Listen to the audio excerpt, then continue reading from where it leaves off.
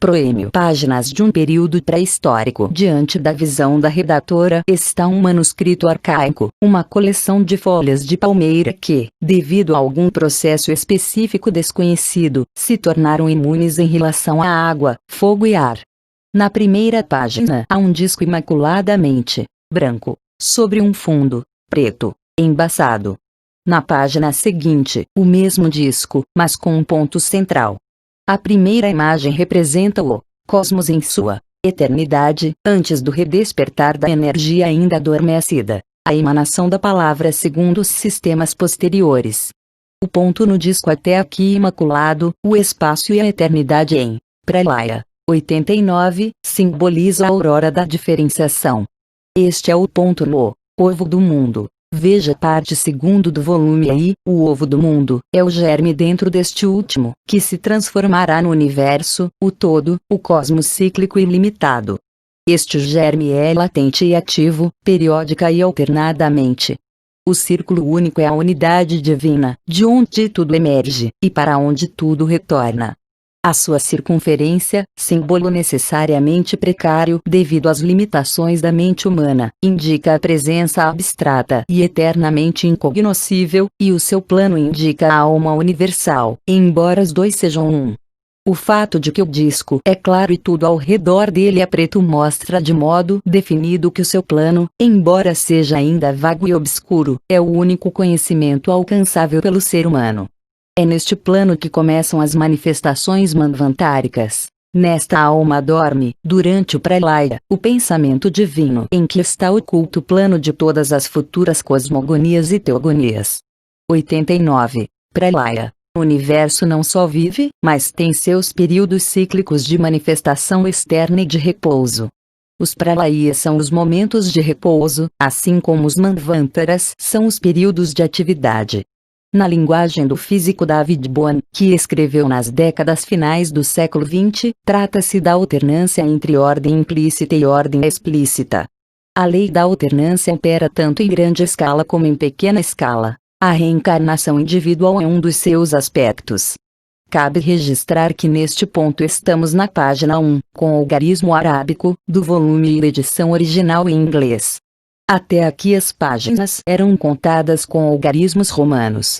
Nota do tradutor: é quase desnecessário dizer mais uma vez ao leitor que o termo pensamento divino, assim como a expressão mente universal, não tem qualquer semelhança com o processo intelectual exercido pelo ser humano.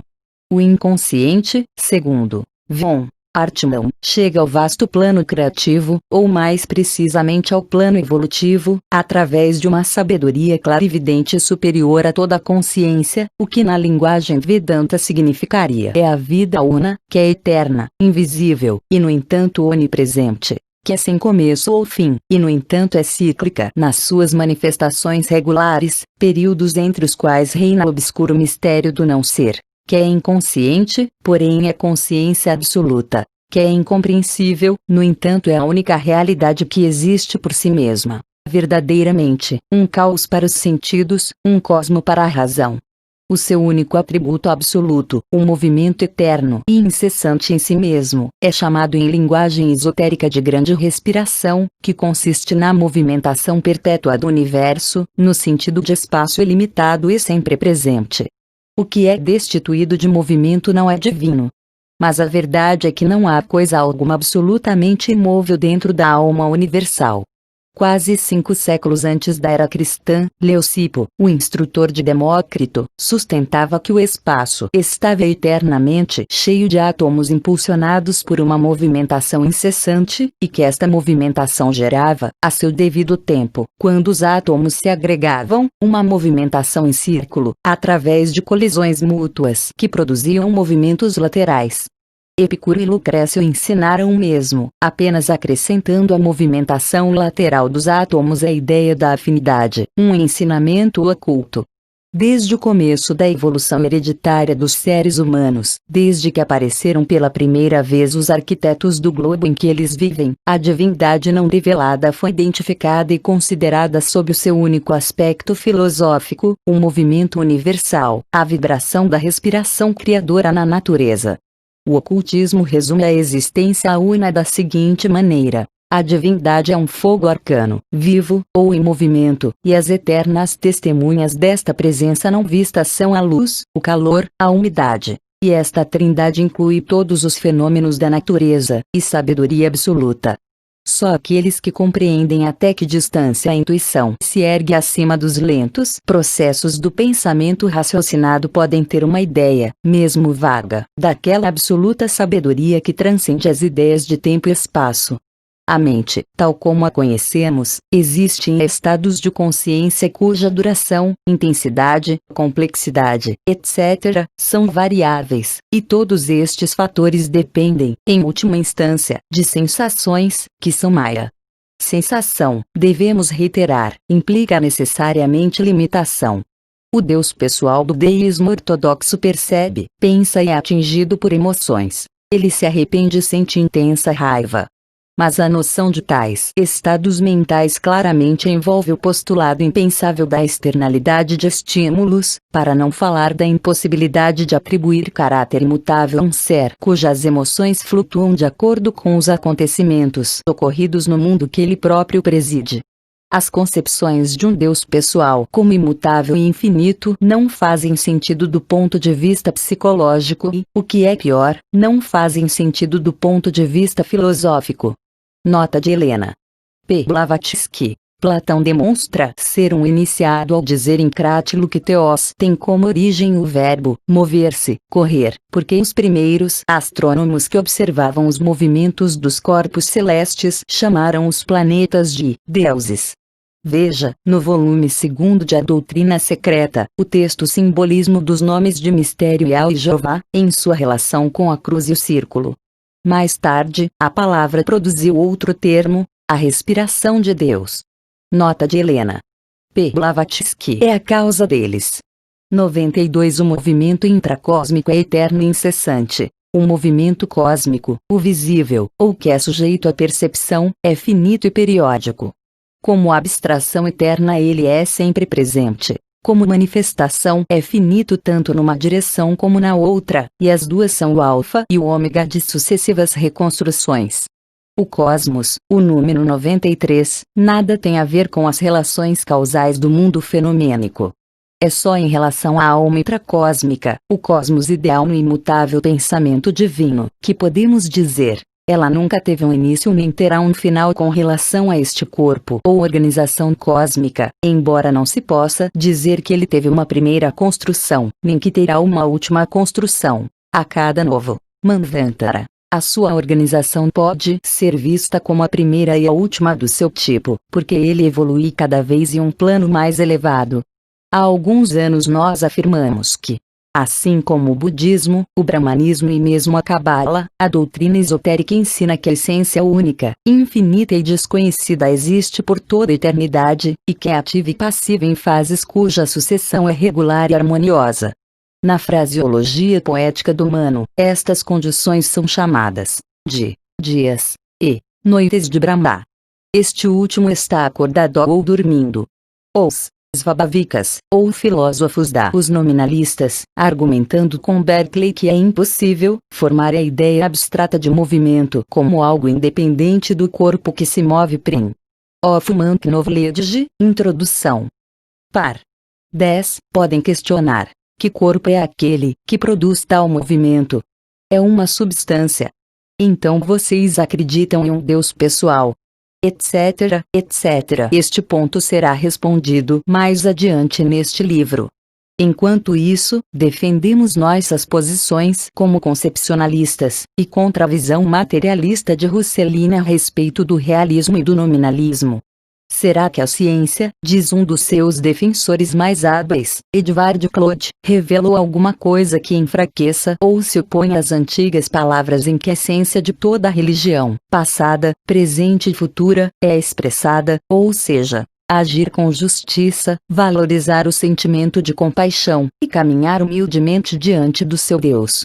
O argumento é aceitável, uma vez que a palavra Deus não significa o grosseiro antropomorfismo que ainda domina nossa teologia atual, mas sim a concepção simbólica da vida e do movimento do universo, cujo conhecimento no plano físico é o mesmo que conhecer o tempo presente, passado e futuro, na existência dos fenômenos sucessivos. E cujo conhecimento no plano moral é o mesmo que saber o que existiu, existe e existirá, na consciência humana.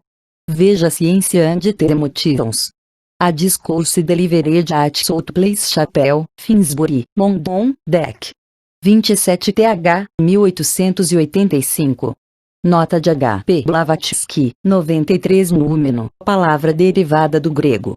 Significa um objeto, evento ou substância que ocorre num plano subjetivo essencial e deve ser conhecido sem a ajuda dos 5 sentidos, num plano filosófico ou intuitivo. O númeno dá origem aos fenômenos observáveis. Nota do tradutor, no original em inglês, svabhavikas, com 2 acentos circunflexos. Na presente tradução, não mantemos acentos nas transliterações de todas as palavras. Consideramos que é preciso dar passos para que palavras de origem sânscrita sejam absorvidas e popularizadas na língua portuguesa. A preservação do sânscrito é uma meta louvável. No entanto, estamos abordando aqui apenas modestas transliterações, acentuadas ou não. O alfabeto Devanagari do sânscrito é amplamente diferente do nosso alfabeto. Na língua portuguesa, a tendência histórica aponta para a redução do número de acentos, que, em inglês, praticamente não existem. Nota do tradutor. Escola mais antiga do budismo, que ainda existe no Nepal, especulam apenas sobre a condição ativa desta essência, que chamam de Svabhavati 95, e consideram uma tolice teorizar sobre a força abstrata incognoscível, em sua condição passiva. Por isso eles são chamados de ateus tanto pelos teólogos cristãos como pelos cientistas modernos. Nenhum destes dois grupos consegue compreender a lógica profunda da filosofia dos svabhavikas. Os teólogos cristãos não aceitarão qualquer deus diferente dos poderes secundários personificados que produziram o universo visível e que se transformaram, no pensamento deles, no deus antropomórfico dos cristãos, o Jeová masculino, rugindo entre relâmpagos e trovões.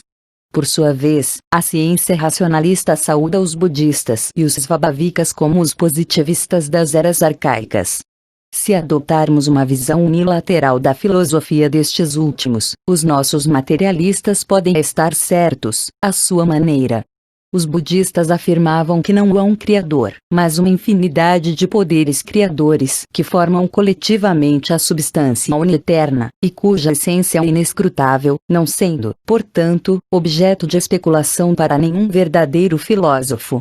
Sócrates invariavelmente se recusava a discutir sobre o mistério do ser universal. No entanto, ninguém jamais poderia pensar em acusá-lo de ateísmo, exceto aqueles que visavam a sua destruição. Ao inaugurar um período de atividade, diz a doutrina secreta, ocorre uma expansão desta essência divina desde fora para dentro e desde dentro para fora, de acordo com a lei eterna imutável 96. E o universo visível, ou fenomênico, é o resultado último da longa cadeia de forças cósmicas assim colocadas progressivamente em movimento. De modo semelhante, quando é retomada a condição passiva, ocorre uma contração da essência divina e o trabalho anterior de criação é gradual e progressivamente desfeito. O universo visível fica desintegrado, e o seu material, disperso. E só a escuridão, solitária, domina uma vez mais a face do profundo. Para usar uma metáfora dos livros secretos, que transmite a ideia ainda mais claramente, uma exalação da essência desconhecida produz o universo, e uma inalação faz com que ele desapareça.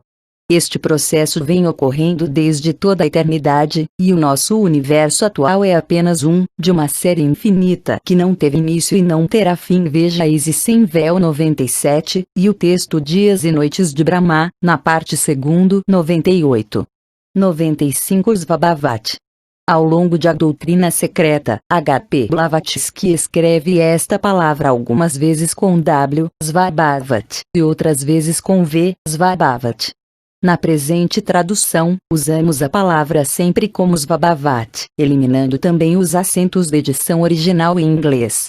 Nota do tradutor: o símbolo do movimento teosófico moderno inclui dois triângulos entrelaçados, um apontando para baixo, o outro apontando para cima. A imagem expressa este processo, que ocorre tanto em pequena como em grande escala, ou assim na terra como no céu. O símbolo é conhecido como o selo de Salomão ou estrela de David. Nota do tradutor: Isis Veilet, Teosópico. Los Angeles, Vol. IP 264-265. Na edição brasileira, veja outra tradução do mesmo trecho em Isis Sem Véu, HP Blavatsky, editora. Pensamento, volume 3, pp. 234-235. Nota do tradutor: referência à parte 2ª do primeiro volume de The Secret Doctrine, edição original. O texto começa a página 368. Nota do tradutor: esta passagem será explicada, tanto quanto possível, na presente obra. Embora, tal como está agora, ela não contenha nada novo para o orientalista, a sua interpretação esotérica pode conter muita informação até agora inteiramente desconhecida para o estudante ocidental. A primeira ilustração é um disco simples. A segunda ilustração dos símbolos arcaicos mostra um disco com um ponto. A primeira diferenciação nas manifestações periódicas da natureza sempre eterna, o Aditina Kilo Rig Veda, destituído de sexo, e infinito. O ponto no círculo é o espaço potencial no espaço abstrato. No seu terceiro estágio, o ponto é transformado num diâmetro, assim. A figura agora simboliza uma mãe natureza divina e imaculada, dentro da absoluta infinitude que tudo abrange. Quando a linha do diâmetro é atravessada por uma linha vertical, ela se torna a cruz do mundo. A humanidade agora chegou à sua terceira raça. Este é, em primeiro lugar, o signo da origem da vida humana. Quando a circunferência desaparece e deixa apenas a, este é um sinal de que a queda do homem na matéria se completou, e a quarta raça começa. A cruz dentro de um círculo simboliza o puro panteísmo. Quando a cruz foi deixada sem círculo, se tornou fálica. Ela tinha, entre outros, o mesmo significado que um tal dentro de um círculo, ou que o martelo de Thor, a chamada cruz jaina, ou simplesmente uma suástica dentro de um círculo. O terceiro símbolo, o círculo dividido em dois pela linha horizontal do diâmetro, significa a primeira manifestação da natureza criativa, ainda passiva, porque é feminina. A primeira e vaga percepção do ser humano em relação à procriação é feminina, porque o homem conhece sua mãe mais do que conhece seu pai. Assim, as divindades femininas eram mais sagradas que as masculinas. A natureza é portanto feminina, e, até certo ponto, objetiva e tangível, e o espírito do princípio que a faz frutificar é oculto. Ao acrescentar-se ao círculo e sua linha horizontal uma linha perpendicular, foi formado o tal, a forma mais antiga da letra. Este foi o glifo da terceira raça raiz até o dia da sua queda simbólica, isto é, quando ocorreu a separação dos sexos através da evolução natural, quando a figura se tornou, o círculo, ou vida sem sexo modificada ou separada, um glifo ou símbolo duplo. No caso das raças da nossa quinta raça, ele se tornou em simbologia o sacra, e em hebraico Nkabva das primeiras raças formadas. Mais tarde transformou-se no egípcio, símbolo da vida, e ainda depois no signo de Vênus.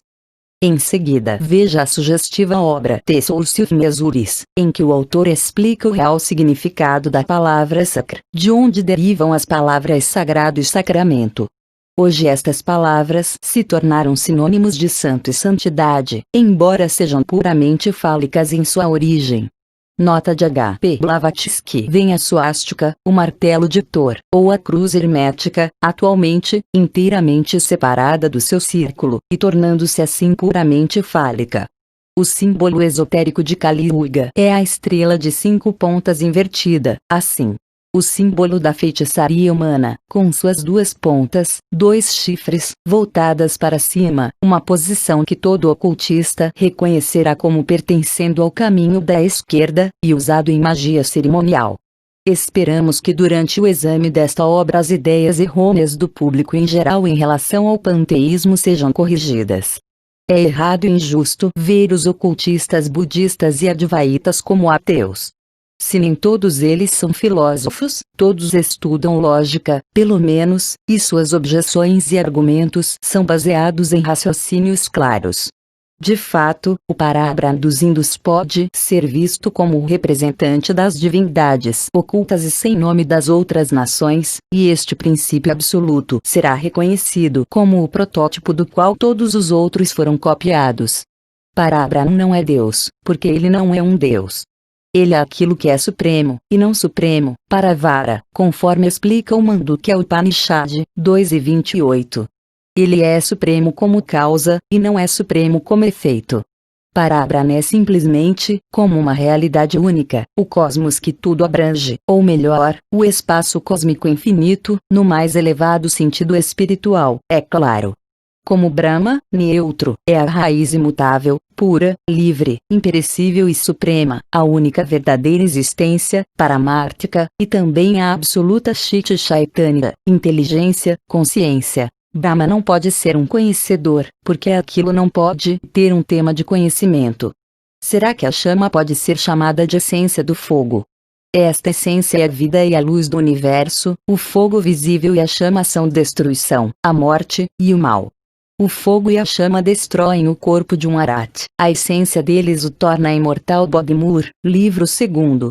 O conhecimento do Espírito Absoluto, como o esplendor do sol, ou como o calor do fogo, não é nada mais que a própria essência absoluta, diz Shankaracharya.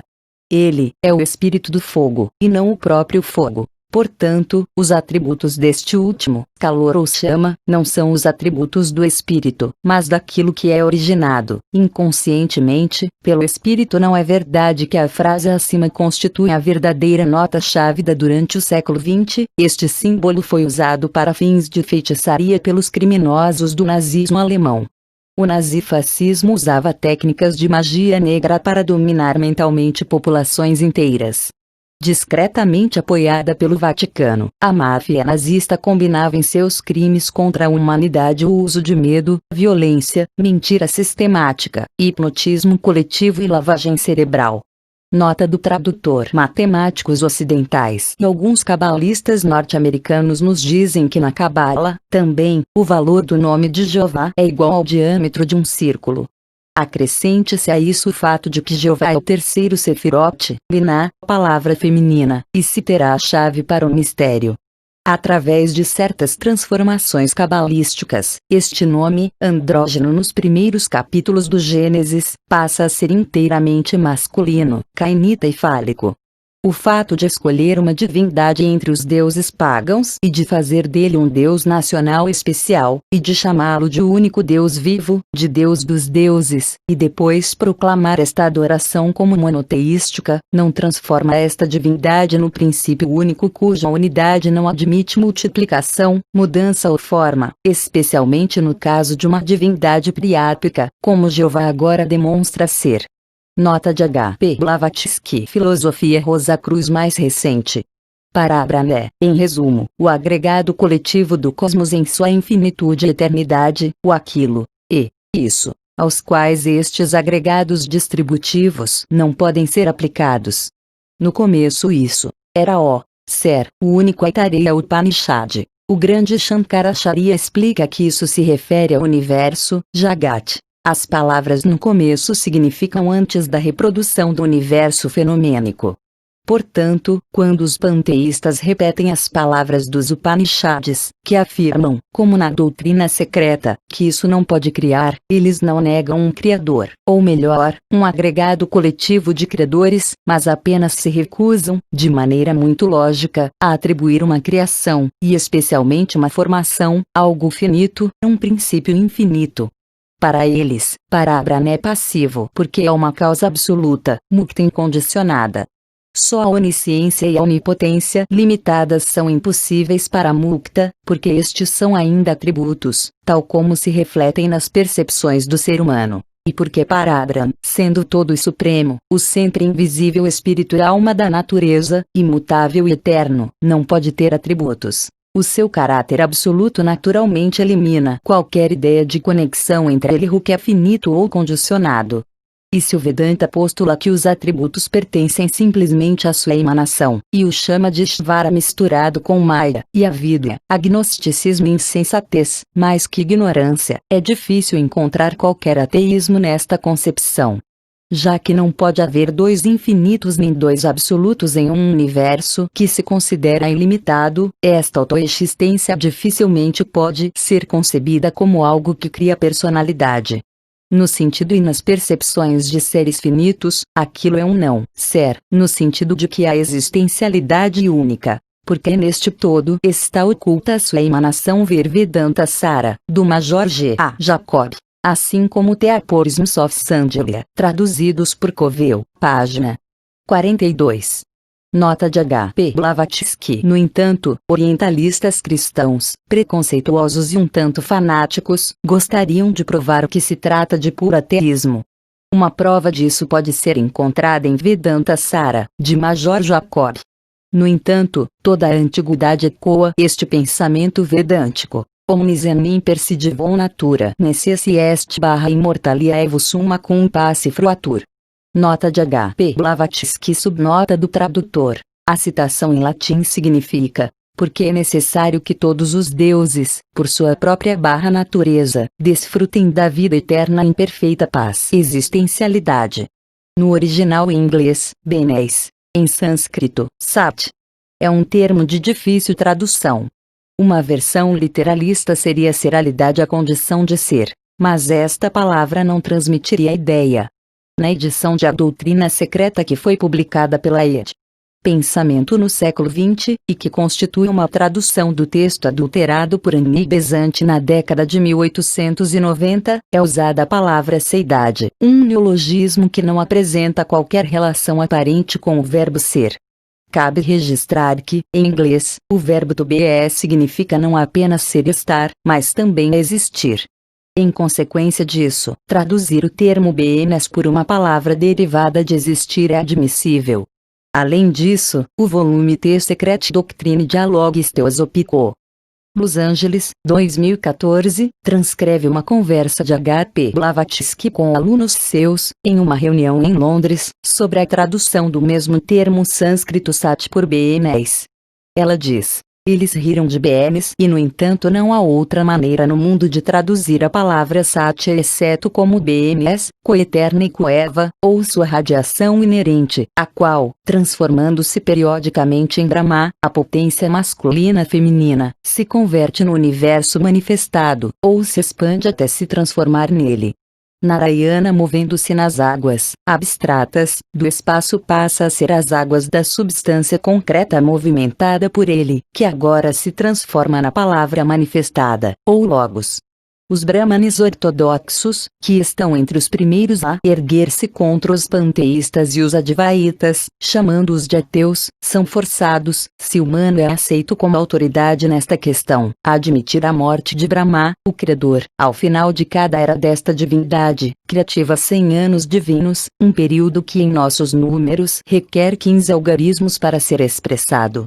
No entanto, nenhum filósofo entre eles veria esta morte de qualquer outra maneira exceto como uma desaparição temporária do plano manifestado da existência, ou como um descanso periódico. Os ocultistas estão, portanto, em unidade com os filósofos advaitas e vedantinos em relação ao ponto mencionado acima. Eles mostram a impossibilidade de aceitar no contexto filosófico a ideia de o todo absoluto criar ou mesmo emanar o ovo de ouro, no qual afirma-se que ele entra para transformar-se em Brahma, o Criador, que se expande mais tarde transformando-se em deuses e no universo visível como um todo. Os ocultistas dizem que a unidade absoluta não pode passar para o infinito, porque o infinito pressupõe a extensão ilimitada de algo, e a duração deste algo. O todo uno é como o espaço, que constitui a sua única representação mental e física nesta terra ou em nosso plano de existência, e que não é um objeto de percepção, nem percebe alguma coisa. Se fosse possível supor que o todo eterno e infinito, a unidade onipresente, ao invés de existir na eternidade se transforma através da manifestação periódica em um universo multidimensional, ou em uma personalidade múltipla, aquela unidade deixaria de ser uma unidade. A ideia de Locke é segundo a qual o espaço puro não é capaz de resistência nem de movimento é uma ideia errada. O espaço não é nenhum vazio ilimitado nem uma plenitude condicionada, mas ambos. Porque ele está no plano da abstração absoluta, da divindade sempre incognoscível, que é um vazio apenas para as mentes finitas, e no plano da percepção maiávica. O espaço é o plenum, o recipiente porque ela não significa existência, já que existência implica algo que sente que existe. Existência deve dar a ideia de haver um começo, uma criação, e um final. p. 23. Assim, HPB associa claramente bns com existência, ao dizer que não se trata de existência, mas sim da condição da existência. Isso, em português, seria existencialidade, ou a potencialidade da existência e a sua condição essencial. A palavra sat também pode ser definida como a realidade eterna no universo infinito, da qual não se pode dizer que existe, porque é a substância do absoluto. Benes ver o item sat no Theosophical Glossary, Theosophic Company, Los Angeles. Nota do tradutor: os próprios nomes das duas principais divindades, Brahma e Vishnu, deveriam haver sugerido há muito tempo os seus significados esotéricos. Porque a raiz de Brahman, ou Brahm, é derivada segundo alguns da palavra Dri, crescer ou expandir. Veja Calcutta Review, vol. Vi, página 14. E a outra palavra, Vishnu, deriva da raiz vis, permear, entrar na natureza da essência. Brahma Vishnu é este espaço infinito, do qual os deuses, absoluto de tudo que é, seja manifestado, seja não manifestado.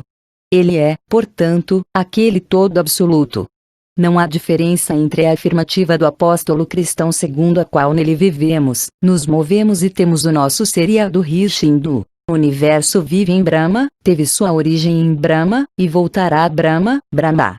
Porque Brahma, neutro, o imanifestado, é esse universo inabscondito. E Brahma, o manifestado, é o Logos, que é transformado em masculino ou feminino nos dogmas simbólicos ortodoxos. O Deus do apóstolo iniciado, assim como o do Rishi, é tanto o espaço visível como o espaço invisível. No simbolismo esotérico, o espaço é chamado Eterno Mãe-Pai de 7 peles. Desde a sua superfície indiferenciada até sua superfície diferenciada, ele é composto de 7 camadas. O Catecismo Esotérico Cesar pergunta: o que é que existiu, existe e existirá, quer haja um universo ou não, e quer haja deuses ou não? E a resposta dada é: o espaço não é a natureza inabscondito, o Deus único e desconhecido sempre presente na natureza, que é rejeitado, mas o Deus do dogma humano e a sua palavra humanizada. Em sua infinita presunção e no orgulho e vaidade que lhes são inerentes, seres humanos criaram eles mesmos Deus com suas mãos sacrílegas, tendo como base o material que encontraram em suas próprias e reduzidas estruturas cerebrais. E o impuseram à humanidade como se fosse uma revelação vinda do espaço não revelado. O ocultista aceita uma revelação como algo vindo de os rishis, os manos e tudo neste universo são simplesmente potências, Vibhutaya. Nota de H.P. Blavatsky. Veja a narrativa de Manu sobre como Brahma divide o seu corpo em um macho e uma fêmea, sendo ela a fêmea Vash, na qual ele cria Viraj. E compare isso com o esoterismo dos capítulos 2º, 3º e 4º do Gênesis. Nota de H.P. Blavatsky. Natureza inabscondito. Natureza oculta, invisível. Nota do tradutor: o ocultismo está realmente no ar, neste final de século. Entre muitas outras obras publicadas recentemente, recomendamos especialmente uma aos estudantes de ocultismo teórico que não quiserem aventurar-se além do reino do nosso plano humano específico. Está intitulado New Aspects of Life and Religion, Novos Aspectos da Vida e da Religião, e o autor é o médico Henry Pratt. Está repleto de princípios esotéricos e de filosofia esotérica, esta última um tanto limitada, nos capítulos finais, pelo que parece ser um espírito de positivismo condicionado. No entanto, o que o livro diz sobre o espaço como a primeira causa desconhecida merece ser citado. Este algo desconhecido, assim reconhecido como, identificado com, a primeira corporificação da unidade simples, é invisível e impalpável espaço abstrato, sem dúvida. E porque é invisível e impalpável, é também incognoscível. E esta qualidade de incognoscível levou ao erro de supor que ele seja um simples vazio, que tenha uma função meramente receptiva.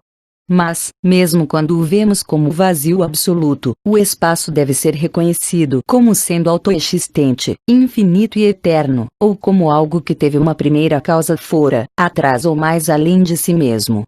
E no entanto, se esta causa pudesse ser encontrada e definida, isso apenas nos levaria a transferir para ela as características até aqui atribuídas ao espaço, e assim somente seres divinos, mas ainda assim finitos, de vidas manifestadas, nunca da vida una imanifestável, daquelas entidades que são chamadas de homem primordial, de Dhyani Budas, ou Dhyana-shodas. E que são os Rishi Prajapati dos Indus, os Elohim ou Filhos de Deus, os espíritos planetários de todas as nações, que se tornaram deuses para os homens. O ocultista também vê Adi Shakti, a emanação direta de Mula Prakriti, a raiz eterna daquilo e aspecto feminino da causa criadora Brahma, em sua forma akáshica ou alma universal, filosoficamente como uma Maya e como causa da Maya humana. Mas este ponto de vista não o impede de acreditar na sua existência enquanto ela dura, isto é, durante um Mahamanvantara, nem de empregar a caixa, a radiação de Mula Prakriti, para propósitos práticos, já que a alma do mundo está conectada com todos os fenômenos naturais, sejam eles conhecidos ou desconhecidos pela ciência. Lançaríamos a dificuldade da origem um passo mais para trás, sem obter mais esclarecimento quanto à causa primária. Página 5. Isso é precisamente o que foi feito pelos que acreditam em um criador antropomórfico, um Deus extracósmico, ao invés de intracósmico. Muitos dos assuntos abordados pelo Sr. Pratt, a maior parte deles, pode-se dizer, são velhas ideias e teorias cabalísticas que ele apresenta em roupagem totalmente nova. New aspects, novos aspectos, do oculto na natureza, de fato. O espaço, no entanto, visto como uma unidade substancial, a fonte viva da vida, é como a desconhecida causa sem causa, o princípio mais antigo do ocultismo, anterior por milênios ao pater etéreo dos gregos e latinos. Assim, a força e matéria são inseparáveis, como potências do espaço, e são desconhecidos reveladores do desconhecido. Todos eles são encontrados na filosofia ariana, personificados como Visvakarman, Indra, Vishnu, etc., etc. De qualquer modo eles são expressos de forma muito filosófica, e sob muitos aspectos pouco usuais, na obra a que nos referimos. Nota de H. P. Blavatsky, no original, Adi Shakti. Usamos um SH para assinalar a pronúncia, ficando a palavra Adi Shakti. Nota do tradutor, Akashica. No original, a Akashic. Estamos aportuguesando a transliteração, e colocamos esse H para indicar o som da penúltima sílaba. O mesmo vale para a casa, a caixa. Nota do tradutor. Mahamanvantara, Grande Manvantara. Nota do tradutor. Em contraste com o universo manifestado e material, o termo Mula Prakriti, derivado de Mula, a raiz, e Prakriti, natureza, significa a matéria primordial e manifestada, que os alquimistas ocidentais chamam de terra de Adão. O termo é aplicado pelos Vedantinos a Paragra. A matéria é dual na metafísica religiosa, e setenária nos ensinamentos esotéricos, como todas as outras coisas do universo. Como Mula Prakriti, a matéria é indiferenciada e eterna. Como Vyakta, ela se torna diferenciada e condicionada, de acordo com os Vetasvatara Upanishad, e 8, e Devi Bhagavata Purana. O autor das 4 palestras sobre o Bhagavad Gita diz, ao falar de Mula Prakriti, desde o ponto de vista objetivo do Logos, para Brahma aparece para o Logos como Mula Prakriti. Naturalmente este Mula Prakriti é material para nós, assim como qualquer objeto material é material para nós. Para Brahman é uma realidade incondicionada e absoluta, e Mula Prakriti é uma espécie de véu lançado sobre ele. Teteosopiste, volume 8, página 304. Nota de H.P. Blavatsky. As religiões mais antigas do mundo, esotericamente, já que a raiz ou base esotérica é uma só, são o hinduísmo, o zoroastrismo e a religião egípcia. Em seguida, e como resultado delas, vêm os caldeus, hoje totalmente ausentes do mundo com a exceção do desfigurado sabianismo, hoje apresentado pelos arqueólogos.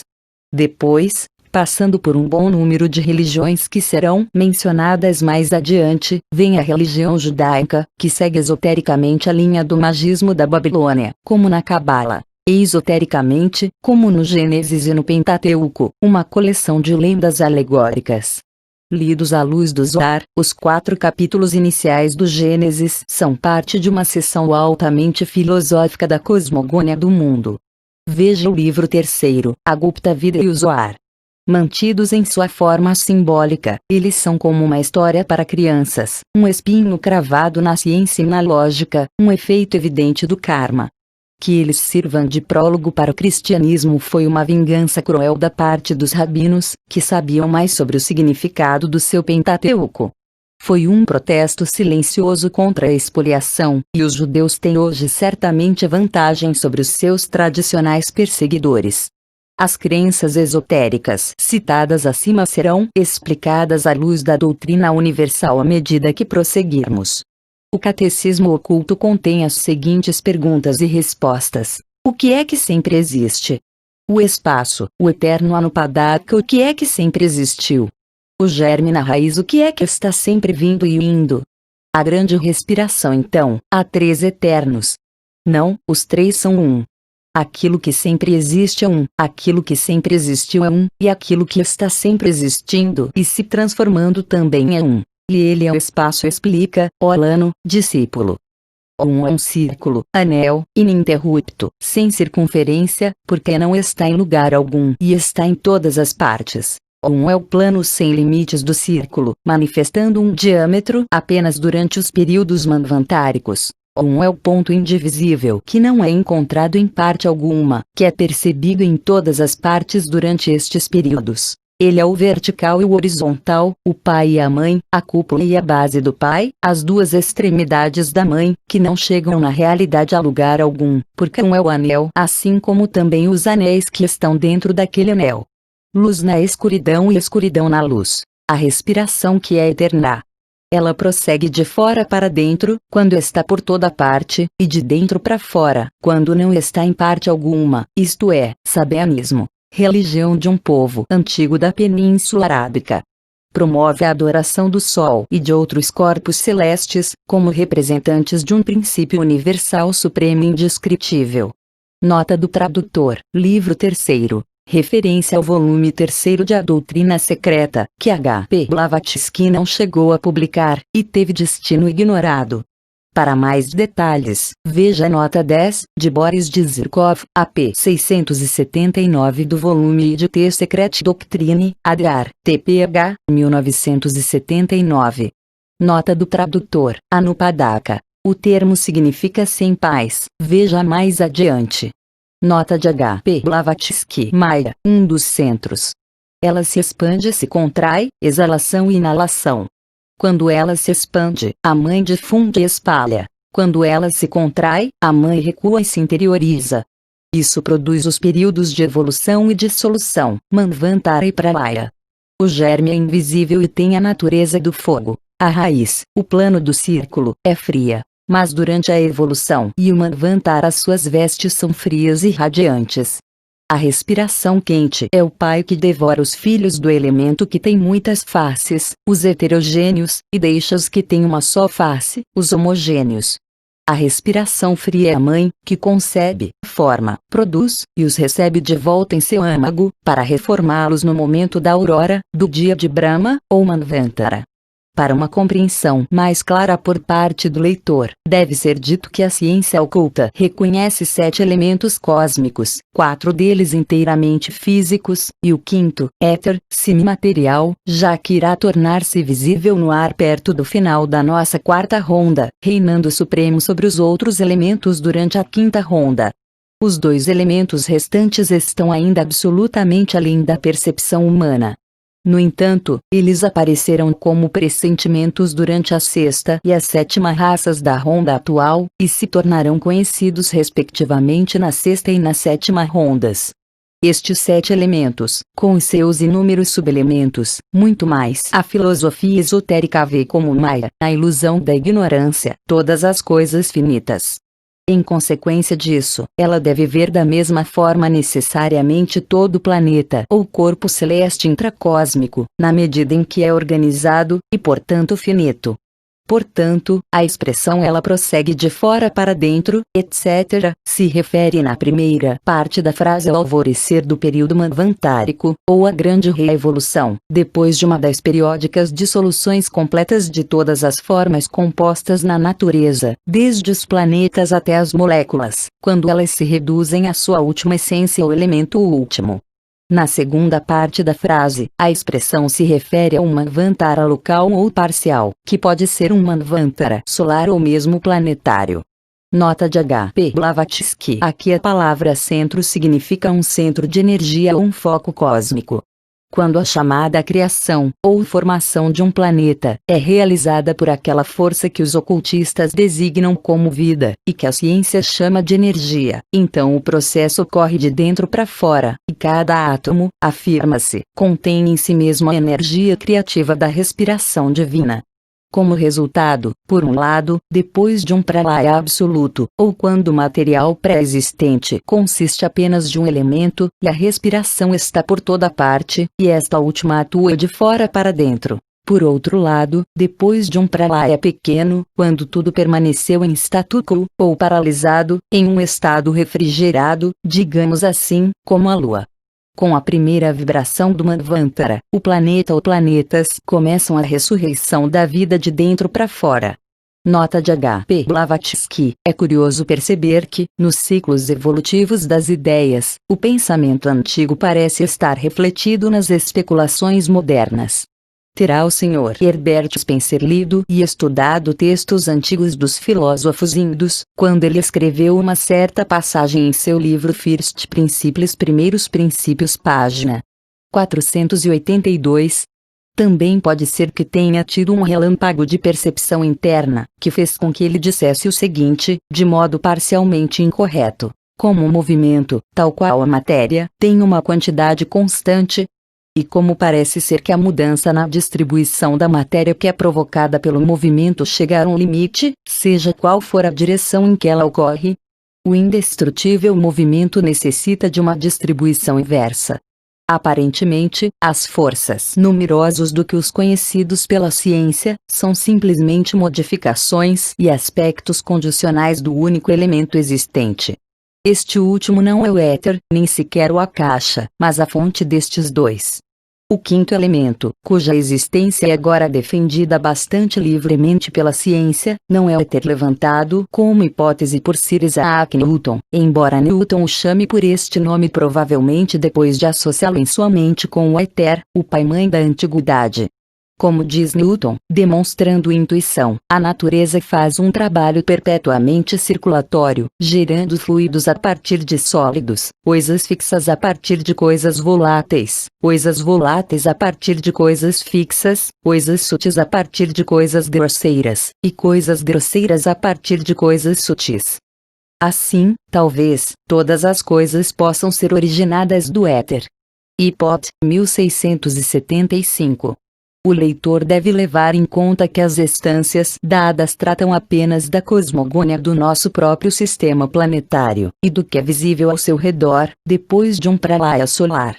Os ensinamentos secretos sobre a evolução do cosmo universal não podem ser dados, porque não poderiam ser compreendidos pelas mentes mais elevadas da época atual. E parece haver muito poucos iniciados, mesmo entre os maiores, que têm permissão para especular a respeito. Além disso, os instrutores dizem abertamente que nem sequer os mais elevados Upanishads penetraram jamais os mistérios que estão além das fronteiras graças às quais os bilhões de sistemas solares estão separados do Sol central, conforme ele é universalmente coexistentes da atração e da repulsão, que, como vimos, necessitam de um ritmo em todas as mudanças menores ao longo do universo, também necessitam de um ritmo na totalidade das suas mudanças, produzindo agora um período imensurável durante o qual as forças de atração predominam, o que causa uma concentração universal, e mais adiante um período imensurável durante o qual as forças de repulsão predominam, o que causa uma difusão universal. Há uma alternância entre era de evolução e de dissolução. Nota de H.P. Blavatsky. Sejam quais forem os pontos de vista da ciência física a respeito, a ciência oculta vem ensinando a eras que o acaso a caixa, do qual o éter é a sua forma mais grosseira, o quinto princípio cósmico universal, ao qual corresponde e do qual surge a mente humana, humanas, e, cosmicamente, uma matéria diatérmica, plástica, fria, radiante, criativa em sua natureza física, correlativa em seus aspectos e suas porções mais grosseiras, imutável em seus princípios superiores.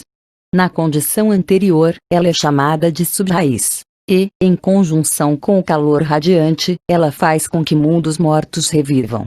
No seu aspecto superior ela, a alma do mundo. No seu aspecto inferior, o destruidor.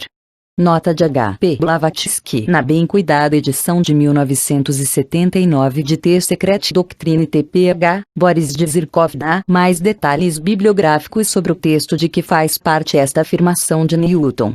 Zirkov informa que se trata de uma carta datada de 7 de dezembro de 1675, e indica o seu título completo. An Hypothesis Explaining the Properties of Light Discoursed of in Several Papers. Fonte: Register of the Royal Society, Vol. VP 65. Nota do tradutor. Conforme HPB indicou mais acima, os Dhyani Budas, Dhyani Shoans ou Dhyan Shoans são os Rishi Prajapati dos Hindus, os Elohim ou Filhos de Deus, os espíritos planetários de todas as nações, que se tornaram deuses para os homens. Nota do tradutor. Chamado. Portanto, o que é dado diz respeito apenas ao nosso cosmo visível, depois de uma noite de Brahma. Antes que o leitor passe a considerar as instâncias do livro de Dzyan, que formam a estrutura da presente obra, é absolutamente necessário que ele seja informado das poucas concepções fundamentais que estão na base e permeiam todo o sistema de pensamento para o qual é chamada a sua atenção. Estas ideias básicas são poucas em número, e é da clara percepção delas que depende tudo o que se segue. Portanto, não é necessário pedir desculpas por solicitar ao leitor que se familiarize primeiro com elas, antes de começar o exame da obra propriamente dita. A doutrina secreta estabelece 3 proposições fundamentais.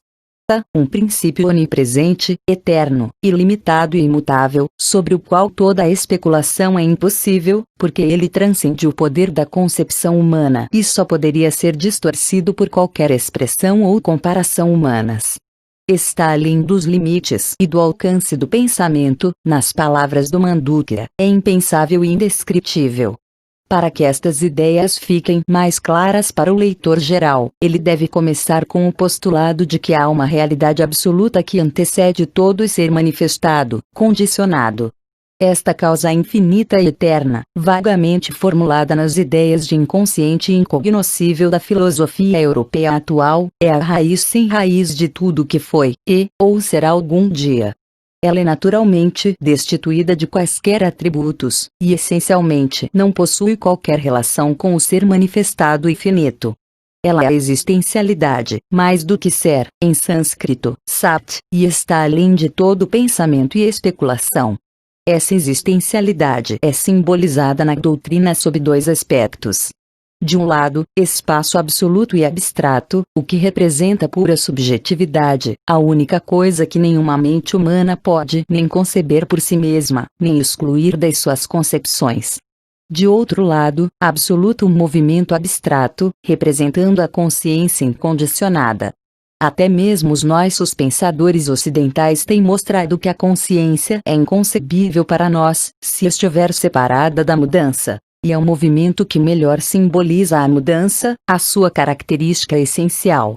Este último aspecto da realidade una também é simbolizado pela expressão a grande respiração, uma imagem tão clara que não necessita mais explicações.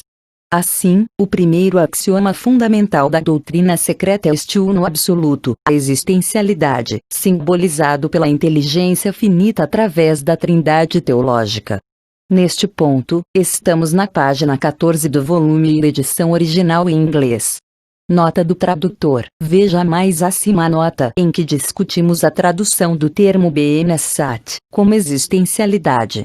Nota do tradutor. No entanto, mais algumas explicações podem ser úteis ao estudante.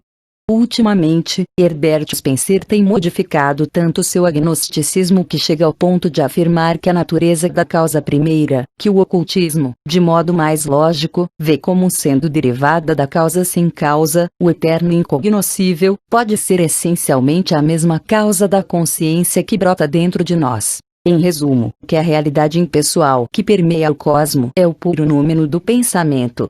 Este progresso da sua parte coloca-o muito próximo da doutrina esotérica e vedantina.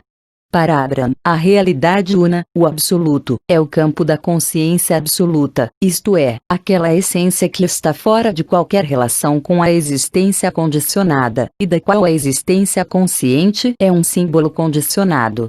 Mas uma vez que nós passemos em pensamento para além desta, para nós, absoluta negação, surge a dualidade no contraste entre espírito, ou consciência, e matéria, sujeito e objeto. O espírito, ou consciência, e a matéria devem no entanto ser vistos não como realidades independentes, mas como as duas facetas ou os dois aspectos do absoluto, para Abraham, que constitui a base do ser condicionado, seja ele subjetivo ou objetivo. Considerando esta tríade metafísica como a raiz da qual procede toda a manifestação, a grande respiração assume o caráter da ideação pré-cósmica. Ela é a fonte origo da energia e de toda a consciência individual, e da inteligência orientadora no vasto esquema da evolução cósmica. Por outro lado, a substância raiz pré-cósmica, Mula Prakriti, é aquele aspecto do absoluto que está na base de todos os planos objetivos da natureza. Assim como a ideação pré-cósmica é a raiz de toda consciência individual, assim também a substância pré-cósmica é o substrato da matéria nos vários graus da sua diferenciação. A partir disso, fica claro que o contraste entre estes dois aspectos do absoluto é essencial para a existência do universo manifestado. Separada da substância cósmica, a ideação cósmica não poderia manifestar-se como consciência individual, já que é só através de um veículo material que a consciência surge como eu sou eu, sendo necessária uma base física para focar um raio da mente. A palavra primeira indica necessariamente algo que é o primeiro a ser produzido, o primeiro no tempo, no espaço e em hierarquia, e portanto finito e condicionado. O primeiro não pode ser o absoluto, porque é uma manifestação.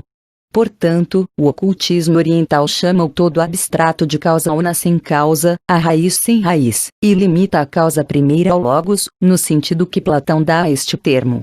Nota de H. P. Blavatsky. Veja as 4 eficientes palestras do Sr. Subbarrov sobre o Bhagavad Gita, na revista Teteosopist, de fevereiro de 1887. Nota de H. P. Blavatsky, chamado em sânscrito de Upadi. Nota de H. P. Blavatsky. Universal em determinado estágio de complexidade. Novamente, separada da ideação cósmica, a substância cósmica permaneceria como uma abstração vazia, e nenhum surgimento da consciência poderia ocorrer. O universo manifestado, portanto, é permeado pela dualidade, e a dualidade constitui, digamos, a própria essência da sua existência como manifestação. Mas assim como os polos opostos do sujeito e do objeto, do espírito e da matéria, são apenas aspectos da unidade única na qual eles são sintetizados, assim também, no universo manifestado, há aquilo que liga o espírito à matéria, o sujeito ao objeto. Esse algo, atualmente desconhecido para a especulação ocidental, é chamado pelos ocultistas de Foat. Ele é a ponte pela qual as ideias que existem no pensamento divino são impressas na substância cósmica como leis da natureza. Foat é, assim, a energia dinâmica da ideação cósmica. Ou, visto do outro ponto de vista, é o meio inteligente, o poder orientador de toda manifestação, o pensamento divino transmitido e tornado manifesto pelos Deanshorans, os arquitetos do mundo visível. Assim, do espírito, ou ideação cósmica, vem a nossa consciência. Da substância cósmica, vêm os vários veículos nos quais aquela consciência é individualizada e alcança a autoconsciência ou consciência reflexiva. Enquanto que Foat, em suas várias manifestações, é elo misterioso entre a mente e a matéria, o princípio animador que eletrifica cada átomo, dando-lhe vida. O seguinte resumo transmitirá uma ideia mais clara ao leitor. 1. O absoluto. O Parabrahma dos Vedantinos ou a realidade una, Sat, que é, como diz Hegel, tanto o absoluto ser como o absoluto não ser. 2. A primeira manifestação, o Logos impessoal e, em filosofia, o Logos imanifestado, precursor do manifestado. Esta é a primeira causa, o inconsciente dos panteístas europeus. 3. Espírito-matéria, vida, o espírito do universo, o Purusha e Prakriti, ou o segundo Logos. 4. Ideação cósmica, Maat ou inteligência, a alma do mundo universal, o número cósmico da matéria, também chamado de Mahabudhi. A realidade una, os seus aspectos duais no universo condicionado. A doutrina secreta afirma também. B. A eternidade do universo in toto como um plano ilimitado, sendo periodicamente o cenário de inúmeros universos que se manifestam e desaparecem incessantemente, chamados de estrelas em manifestação e centelhas das chamados pela teologia cristã de arcanjos, serafins, etc. Nota de H. P. Blavatsky. Eternidade. A eternidade do peregrino é como um piscar do olho da autoexistência, livro de Dzyan. A aparição e a desaparição de mundos é como o fluxo e o refluxo regulares da maré. Veja, na parte 2, dias e noites de Brahma. Esta segunda afirmação da doutrina secreta estabelece a absoluta universalidade daquela lei da periodicidade, do fluxo e refluxo, da maré alta e baixa, que a ciência física tem observado e registrado em todos os departamentos da natureza. Alternâncias como as de dia e noite, vida e morte, sono e despertar, são fatos tão comuns, tão perfeitamente universais e sem exceção que é fácil compreender que neles nós vemos uma das leis absolutamente fundamentais do universo.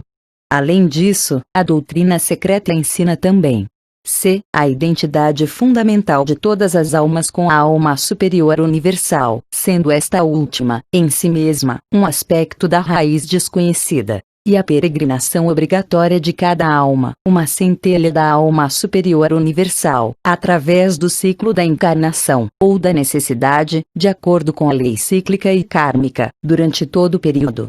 Em outras palavras, nenhum Buddhi, alma divina, puramente espiritual pode ter uma existência independente, consciente, antes que a centelha, que surgiu da pura essência do sexto princípio universal, ou alma superior, tenha passado através de cada forma elemental do mundo fenomênico daquele Manvantara, b. adquirido individualidade, primeiro por impulso natural e depois por impulsos autoinduzidos e autoplanejados, limitados pelo seu karma, ascendendo assim através de todos os graus de inteligência, desde humanas mais inferior até humanas mais elevado, do mineral e do vegetal até o mais sagrado arcanjo, Dhyani Buda. A doutrina central da filosofia esotérica não admite privilégios ou dons especiais no homem, exceto aqueles que tenham sido conquistados por seu próprio ego através de esforço e mérito pessoal ao longo de toda uma longa série de metempsicoses e reencarnações. É por isso que os hindus dizem que o universo é Brahma e Brahma, porque Brahma está em cada átomo do universo, e os 6 princípios na natureza são todos resultados, os aspectos diversamente diferenciados, do 7º e uno, a única realidade no universo, seja cósmico ou microcósmico. E também é por isso que as permutações, psíquicas, espirituais e físicas, no plano da manifestação e da forma, do sexto, Brahma, o veículo de Brahma, são vistas por antífrase metafísica como ilusórias e maiávicas. porque embora a raiz de cada átomo individualmente, e de cada forma coletivamente, seja aquele sétimo princípio ou a realidade una, ainda peregrino é um termo para designar a nossa mônada, os dois em um, durante seu ciclo de encarnações. É o único princípio imortal e eterno em nós, sendo uma parte indivisível do todo integral, o Espírito universal, do qual ela emana, e no qual ela é absorvida no final do ciclo. Quando se afirma que a mônada emana do Espírito Uno, está sendo necessário usar uma expressão inadequada e incorreta, por falta de palavras adequadas em inglês. Os Vedantinos a chamam de Sutratma, fio da alma, mas sua explicação, também, difere um pouco da explicação dos ocultistas. No entanto, deixamos para os Vedantinos a tarefa de explicar a diferença. Nota de H. P. Blavatsky. Assim, no seu mundo fenomênico manifestado e na sua aparência temporária, ela não é mais que uma ilusão passageira dos nossos sentidos.